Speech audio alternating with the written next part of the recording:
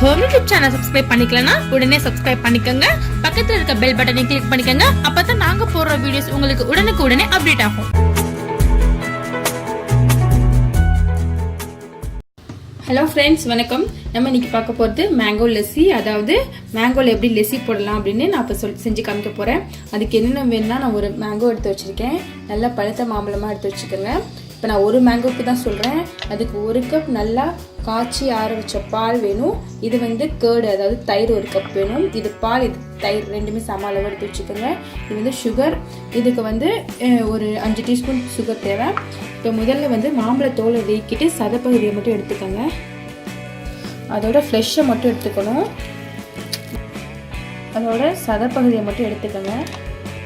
நம்ம மிக்சி ஜாரில் மாம்பழத்தோட சதப்பகுதியை மட்டும் போட்டுக்கலாம். இது மாதிரி வச்சுருக்க மாம்பழத்தை எல்லாத்தையுமே நீங்கள் சதப்பகுதியை போட்டுக்கோங்க. இப்போ மாம்பழத்தோட சதப்பகுதியை மட்டும் நான் எடுத்துக்கிட்டேன். இப்போ அடுத்து என்ன பண்ண போகிறோன்னா, இதோட நம்ம பால் சேர்த்துடலாம். இதை முதல்ல ஒரு அடிச்சுக்கோங்க, ஏன்னா இது கொஞ்சம் கரைஞ்சதுக்கப்புறம் பால் சேர்க்கலாம். முதல்ல நான் அந்த மாம்பழத்தை மட்டும் அடிச்சிட்டேன். இப்போ நம்ம இதோட ஜீனி சேர்த்துடலாம். நான் இப்போ 2 கப் தான் செய்ய போகிறேன். அதுக்கு 4 டீஸ்பூன் போடுறேன். நீங்களும் தேவைக்கேற்ப சேர்த்துக்கோங்க. அடுத்து நம்ம 1 கப் தயிர் சேர்த்துடலாம். அடுத்து பால் சேர்த்துடலாம். இது ஆல்ரெடி காய்ச்சி ஆற வச்ச பால்.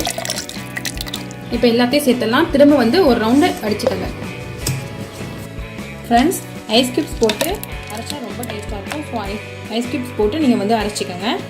இப்போ நம்ம அரைச்சாச்சு. நமக்கு சூப்பரான லெஸ்ஸி மேங்கோ லெஸ்ஸி கிடச்சிருச்சு. இப்போ வேறு பாத்திரத்துக்கு நம்ம ட்ரான்ஸ்ஃபர் பண்ணிடலாம்.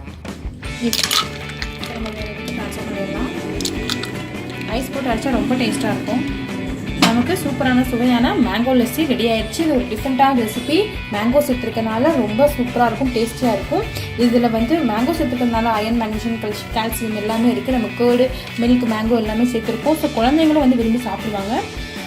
நீங்கள் சம்மர் டைப்பில், கோடைக்கால டைப்பில் குழந்தைங்க ஸ்கூல் விட்டு வரும்போது செஞ்சு கொடுக்கலாம். ஹெல்த்தியானது கூட, ஈஸியானது தான். இந்த வீடியோ பிடிச்சிருந்துச்சுன்னா எங்கள் ஹோம் டிப்ஸ் சப்ஸ்கிரைப் பண்ணுங்கள். தேங்க்யூ.